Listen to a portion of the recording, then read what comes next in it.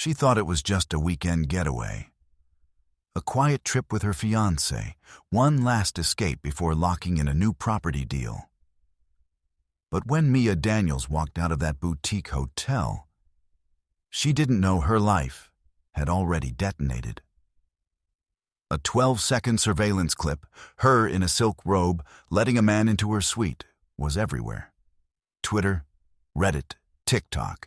Within hours, she was branded the cheating liar of the internet. Her engagement? Destroyed. Her career? Derailed. The clip became a meme, her name a punchline. Except one thing was missing from the story. Mia never cheated. The video wasn't fake, but the story was. Staged, scripted, weaponized. The man in the footage was an actor. The hotel setup, the camera angles, the timing, all of it orchestrated by her jealous ex-boyfriend. A tech-savvy narcissist with a god complex and a plan to ruin her life, pixel by pixel.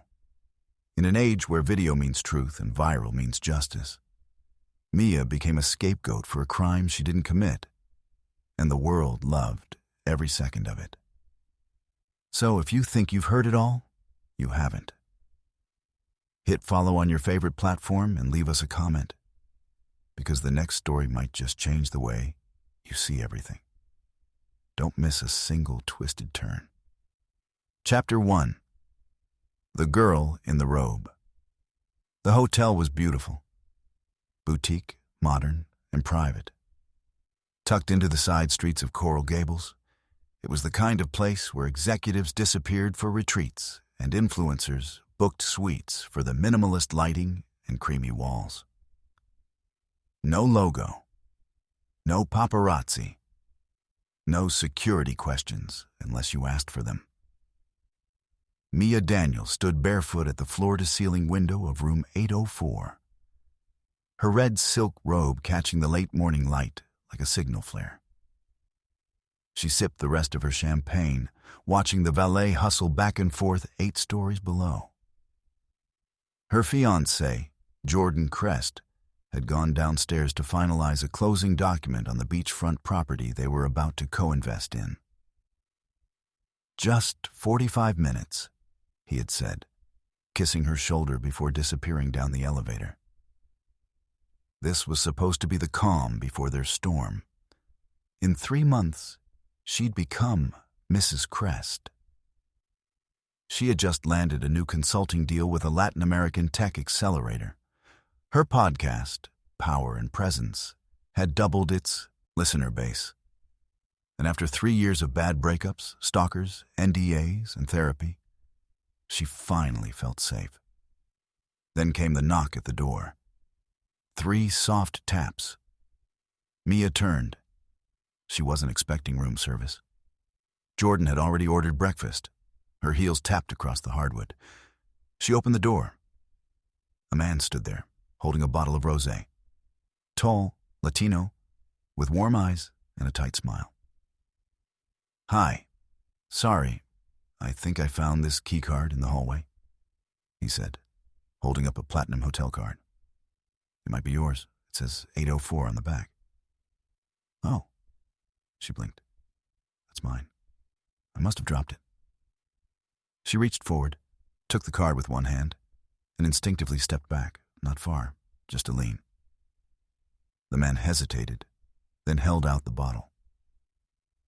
"This is for you, too, from housekeeping. They said you had a birthday or something?" She tilted her head. "No, that must be a mistake." He grinned awkwardly. "All right, sorry about that. Have a good one." He walked away. Mia closed the door. 10 seconds. That was all. And somewhere, above her, someone was already editing it. The video dropped 6 hours later. At first, Mia had no idea. She and Jordan had checked out by noon. He was cold in the car ride back to their condo, but chalked it up to stress. By 3 p.m., she was at her laptop prepping for a remote brand strategy call. That's when her friend Aaliyah texted her. "Girl, go to Twitter. What is happening?" Then came the screenshots. Then the DM requests. Then the calls she didn't answer. She found it on Reddit first, Title: Miami girl caught red-robed and red-handed. Hotel suite 804 views. 96K in 2 hours. Clip: a 12-second hallway camera capture. A man. A wine bottle. Mia, in the robe, answering the door and smiling. She takes something from him. Steps back. He enters. The door closes. End of clip. No audio, no context, no follow-up. Just innuendo. Within 2 hours, it was stitched into TikTok reaction clips. She belongs to the streets. How men get destroyed before marriage. By sunset, it had hit 1.2 million views. Jordan didn't call her. He didn't text. He didn't ask. He simply unfollowed her, blocked her number, and removed her tagged engagement photos from Instagram. The next morning, she woke up to an email from the Power and Presence producer. We're placing the show on pause until we sort this out. Sponsors are nervous. Hope you understand. By noon, her main client dropped her with no explanation. And by midnight, Mia Daniels, respected strategist, soon-to-be bride, speaker, woman, had become a meme. What no one knew, not her followers, not her friends, not even Mia herself, was that someone had planned it. Someone had booked a suite in the same hotel, 2 floors up, suite 107. And that someone had watched it all unfold from a laptop, screen recording the chaos. That someone was Ryan Blair. Ryan wasn't just an ex-boyfriend. He was a warning sign Mia had ignored and then learned from. He was charming when they met, intelligent, tech-savvy, and quick with emotional vulnerability. Their connection felt immediate. For the first 6 months, he was everything. Supportive, romantic, protective. Then came the lies. The job interviews that never happened. The passive-aggressive jealousy. The silent treatment when she succeeded. The fake phone number she found in his wallet. The secret app he installed on her phone, a GPS tracker hidden in a Find My Car utility. She ended it after one final argument, where he accused her of sleeping with a coworker based on an email notification. She didn't cry. She didn't explain. She just blocked him. Moved on. And Ryan never forgave her for that. In the 2 years that followed, Ryan watched from a distance. He made fake Instagram accounts to view her stories. He set up Google alerts in her name. He kept a folder labeled MIADALS on his hard drive with screenshots of her photos, bios, news mentions. He knew when she started dating Jordan, knew when they moved in together, and when she posted the engagement pic with the caption, "No more questions. Just yes." Ryan lost it. He didn't want her back. He wanted her ruined. So he planned. He bought a new laptop, paid in cash, rented a luxury suite in the hotel 2 floors up, posed as Jordan's business associate, and sweet-talked the concierge into revealing their suite number. Then he posted a job listing on Craigslist. Male actor needed. Non-speaking role. 10 mins. No nudity. Pays $300 cash. Must be available Saturday morning. Must look clean-cut. Real footage, real reactions. Harmless viral content. The actor arrived at 10:48 a.m. Ryan handed him a wine bottle, a hotel key card, and instructions. Knock. Say you found the card. Offer the bottle. If she asks questions, say it's from housekeeping. Walk away after. He never said the words prank. Never said the words camera. Never said Mia. He positioned the hallway camera using access he'd bribed from a hotel night clerk, $1,000, and a signed fake release form saying it was for private security research. He downloaded 3 hours of hallway footage, extracted the 30 seconds he needed, and fed it into Adobe Premiere. He cropped the timestamp, muted the audio, slowed the clip by 10%, color graded it, added a soft, suggestive sound effect, barely audible, but enough to imply something more. Then he uploaded it to a burner account on Reddit and tagged it with buzzwords. Neither caught cheating nor rather female ERs, nor trust issues or hotel truth. He seeded comments from other dummy accounts. My girl did the same. Never again. She even smiled when he walked in. That's evil. By the time Mia saw the video, it had already been downloaded by content farms, stitched into TikToks, and aggregated by low-rent YouTube drama channels. It was out of her hands. It was everywhere. But not everyone bought it. Leticia Mendez didn't believe what she saw, and that's why Mia hired her. Leticia used to work cybercrime for Homeland Security before starting her private forensic firm in South Florida. She was the one people called when reputations needed rescue, and she had a rule: never trust what you see on the internet. Within 72 hours, Leticia had already flagged anomalies. First, the compression rate of the video suggested 2 layers of editing. Second, the original camera angle was from a model that watermarked every frame, unless someone removed the watermark. Third, hotel staff confirmed there was no internal request for a gift delivery to room 804 that day. And more importantly, no wine bottle in their minibar matched the one in the clip. Then Leticia tracked the metadata of the Reddit post. The upload had been routed through a proxy server, but the Reddit account's creation timestamp matched the IP of a hotel guest from room 1007. That guest? Ryan Blair. Leticia dug deeper. Ryan had purchased a domain name 2 weeks prior, reputationcheck360.com. The domain wasn't even active, but it was bought with a real email, rblairstrategyigmail.com. Now, Mia had him. But confronting a liar in private does nothing. She wanted the world to see the truth. And that's when she decided she wouldn't just clear her name. She'd put him on trial. Chapter 2.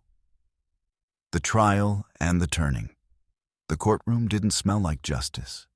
It smelled like cold coffee, acrylic perfume, and the faint panic of people hoping not to be seen. Mia sat near the front, her back straight, dressed in a navy blue blazer and pearl earrings. Not to win sympathy, but to remind everyone she was still the woman they tried to erase. Ryan sat across from her in a tailored gray suit, perfectly composed. His lawyer, a smug, middle-aged defense attorney named Charles Harlan, kept whispering in his ear. Mia didn't look at him, not once. Leticia Mendez was first to take the stand. Her voice was clinical, calm, relentless. She walked the jury through a forensic timeline like a surgeon tracing a scar. The altered compression ratios, the absence of a hotel watermark, the timing discrepancy between the footage and actual guest logs.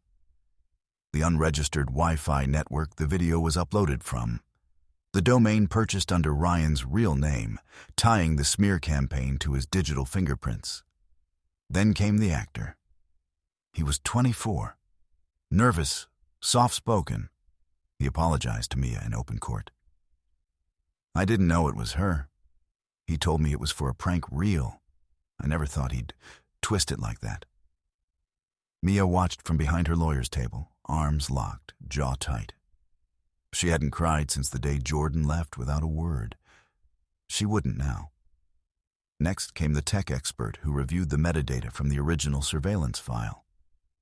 It had been altered not once, but twice, compressed, trimmed, and re-exported. Using Adobe Premiere on a machine with a registered license matching Ryan's credit card. Ryan's lawyer objected, claimed it was circumstantial, claimed Ryan was being set up. But then Leticia revealed the final piece. A recorded phone call Ryan made to a hotel clerk, disguised using a VoIP number traced back to a server he paid for with Bitcoin. The clerk confirmed Ryan requested footage for a personal project involving rooms 804, claiming he had full consent from all parties. Ryan's voice was unmistakable. Game over. But trials aren't fairy tales. Mia wasn't expecting vindication. She was expecting proof, and she got it. Ryan Blair was found guilty of defamation with malicious intent, digital forgery, invasion of privacy, unlawful surveillance solicitation, sentenced 3 years in federal prison, 2 years probation, $180,000 in damages. The courtroom didn't erupt in applause. But Mia stood as the judge read the verdict, lifted her chin, and finally looked Ryan in the eyes. He blinked first. After the trial, news of the hoax went public, slowly. Some outlets ran updates. Woman in viral cheating clip was framed, ex-convicted. But the retractions never reached the original audience. The memes still floated. The TikTok still racked up likes. People still believed what they wanted to. That's when Mia made a decision. If the internet gave her a scar, she'd make it a brand. Her TEDx talk dropped exactly 6 months later. Title, I Never Cheated, but the internet believed I did. The opening line was simple. My name is Mia Daniels. You think you know me, but you don't know anything at all. She showed the clip, then the full footage, then the forensic trail that proved the lie, and then she showed what happened afterward. The lost clients, the hate mail, the silence from her ex-fiancé, the jobs that never called back. She let the audience feel the weight of digital accusation. She let the truth land like a punch to the ribs. In an age of viral evidence, we've stopped asking questions. We've made outrage an instinct. And I lost my life to 12 seconds of footage that meant absolutely nothing. By the time she reached her final slide, a black screen with white letters reading, "What if it was you?" People were crying. The video reached 6.3 million views in its first month. Jordan watched the talk. He messaged her, I didn't know. I should have asked. I'm sorry. Mia left the message unread. Closure wasn't a conversation. Closure was control. Mia launched a foundation 6 months later, Frame Out, an advocacy group for victims of digital defamation, revenge porn, and manipulated media. They offered legal aid, forensic support, and public relations crisis defense. Letitia joined the board. So did the actor, now using his real name. He'd become a whistleblower for digital exploitation scams. Mia went on CNN, then The View, then got invited to write for Wired. She titled her first op-ed, Cancel Culture Without Facts Isn't Justice, It's Bloodsport. She never used Ryan's name again. She didn't need to. But the scars stayed, the judgment in strangers' eyes, the occasional cheater comment on an old video, the Instagram DMs asking if she was the girl in the robe. And still, Jordan never asked to get back together. Not that it mattered, because this was never about redemption. It was about truth. And Mia had learned that in the age of curated feeds, deepfakes, and algorithm-fed mobs, reputation wasn't something you built. It was something you protected like a fortress. Because one lie, if edited well enough, could still destroy everything. And sometimes the only thing left to do is burn the lie down in public